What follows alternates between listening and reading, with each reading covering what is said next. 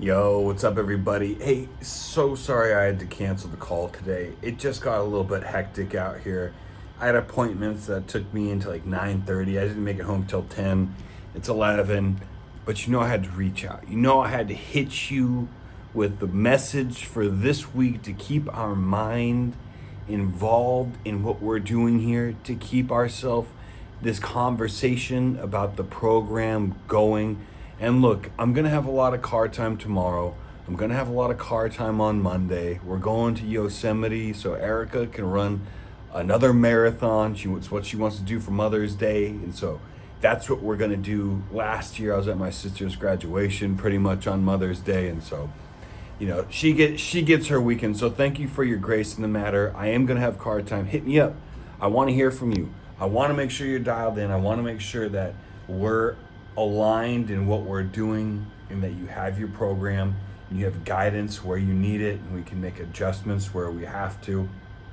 And that being said, life can definitely be challenging, and if you think about it in retrospect to what our ancestors had to go through, we have it really good. It's really easy. We don't have to wake up and go down and pump the well or get water out of the river and then start a fire so we could warm it up after we've been cutting wood so we can cook our food. Like, we have it relatively easy, but in this modern society comes its own litany of challenges. Usually it's about the amount of time that we have to dedicate to things that we in areas where we'd rather be spending that time doing other things that we actually care about. But these things that we have to do, our responsibilities, keep our lives together and keep us moving forward. And hopefully we're spending that time in a way that pushes us forward. So where does that program fit into this? Well, it fits in several places, because namely, it's having to find a way to make it work with how busy we are. At every place we turn, every time we look somewhere, there's a distraction, there's an excuse not to get our workout in. Every place we go, there's a temptation so we miss our diet, so we're not hitting the right macros. Everywhere we go is a reason screaming to us, don't get stronger, get fatter, get weaker, take it easy, you've been going hard. Yet we have to overcome that on a daily basis. And that's the challenge. And that's probably the biggest, most formidable challenge that we have placed in front of us at any given time. And that's also the beauty of the program. I was talking to my boy, he's in this program. He called me, he's like, yo, I'm just not feeling it today. I wasn't feeling it yesterday. I wasn't feeling as strong as I normally do. And look, I get it. We have those days. I've been at this shit a long time. You don't think I have those days? Of course I have those days. I don't want to admit that I have those days more than not lately, that I'm in the office just going through the drag and having to dig with everything that I have to bring enthusiasm to a sales call. But, that might be the reality. When it comes to the weight room, I absolutely have those days because there's always something I'd rather be doing. I may be tired from being up with the girls all night. I may be tired from running ragged on the job and trying to be a present husband. That all may be the case, but that's the time that I get to prove to myself who the fuck I am. That it's me with me, and I get to overcome that little inside of me and remind myself that I'm fucking Rob C. I can do this shit. I've done this shit. In fact, I'm going to crush this shit. And I know it sounds kind of verbose, and you will not catch me outside of this group talking like this.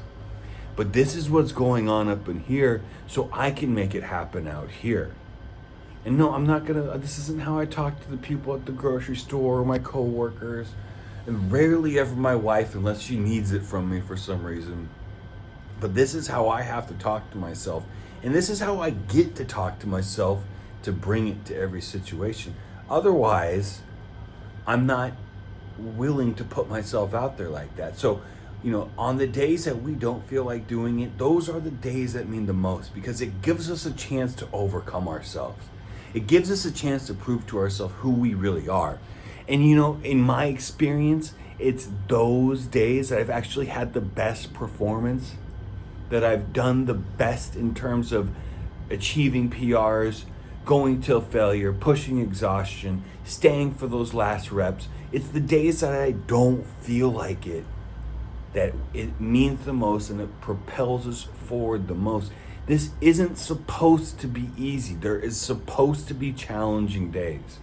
And I know you have enough challenging days outside of this fitness realm with your day-to-day life and keeping it all together and doing what you have to do to be the man where you are. But this is just that sauce. This is what we do to get us ready for those challenges. Because let me frame it to you like this. You wake up at 4 a.m, you go squat some heavy weight. What else could come around that's going to take you off kilter throughout the course of the day? You've already done the hardest thing that you're going to do that day. Before the rest of the world was up, you already did it. What is going to shake your confidence? Nothing. So what? You're a little tired. Nobody's going to know you're tired unless you tell them. Don't tell them. Just bring it. You only need to bring, like life and what we're doing here, and what we're doing outside of the weight room, life is a lot like the weight room. Because you only need to really bring it in short bursts. There's a few moments in a day where you really need to focus in and bring that intensity. And it's in short bursts, and then you can retreat and calm and collect yourself, and then boom, dial in when you have to. It's like doing reps of it. And so the weight room training translates exactly to how you can bring it to your own life regardless of how you feel. Look, you come home tired and your wife, your girl, your husband, whatever, your man, your dude, your baby daddy, your third baby daddy, I don't know, whoever.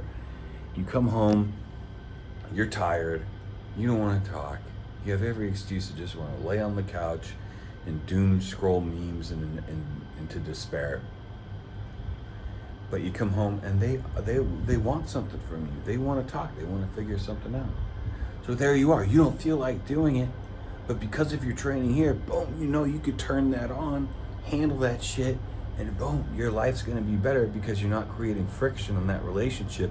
You were able to be contributing, whereas your past self, who hasn't calloused yourself to life, who hasn't put yourself through the ringer and done things when you don't feel like it, would have folded, created friction. So you're yeah, can we talk about it later? Or you come home and the dishes aren't done, the place is kind of in disarray, and it's oh, here we go again. It's okay, well, how about you step up and show by example how you want this place to look? Boom, you come home, you're tired, you're exhausted, you've worked out, you crushed work, you've done it all. You were so looking forward to coming home, just eating something and chilling, but hey, you know what? There's something else on your plate. So you know what? You're gonna knock that out. You're just gonna contribute. And this contribution is in everywhere that you show up. And you're contributing until people have no choice but to follow your lead. If for no other reason, they feel convicted watching you in a state of constant contribution. They'll be called to do it themselves. And so whoever would have thought that by going to the weight room and really pushing ourselves, we'd be able to overcome our lower self. We'd be able to overcome that little voice that prevents us from exerting intensity in the moments that we need it, that propels us forward in those small moments where it really counts, that causes us to be in a mental state of contribution. We would feel like being selfish. We could push further with our contribution when we prior would have been selfish, which causes the other people to push forward with contribution, which causes the other people around you to push forward in their physical realm when they may have felt like just watching a show, but instead they're going to get their steps in. But not everybody has to be as intense as us. Only a few are called to really do this and really live like this. But just you doing this and you being and doing what you're called to be, you being in congruence with your conscience, you being aligned with your vision for yourself, It's setting an example. It's setting a tone. You are the tide that's rising all ships, and that's your duty. You have to do that for folks. If you didn't have to do that for people, if you were someone that was meant to be inspired as opposed to somebody that is meant to inspire, you wouldn't be involved with this program at all. At all. You wouldn't. You'd be watching somebody else doing something like this and you'd go, oh, okay, like, shit, I should probably do some push-ups, and you probably do some push-ups and you'd be better for it. But you're dialed in to literally like elite programming. You're working out constantly. You're tracking your foods. Like, this is the stuff that elite athletes do, that elite bodybuilders do. And if you dial this in and make it second nature, you're cruising here. We've picked up that detail-oriented skill of recognizing something as basic as foods and what we're putting in our mouth, understanding specifically with the numbers behind it and tracking those numbers and seeing those numbers out until we have a result. We can take that detail-oriented skill of knowing our numbers, implementing our numbers until we see a result in every area of life, because life is just a game of numbers. The more shots you take, the more goals you're going to make. The more sales calls you make, the more appointments you're going to set. The more time you spend, the more hours you spend working on your skills, the more skilled you're going to be at your craft. You're going to be able to charge more for your craft. This is simply a number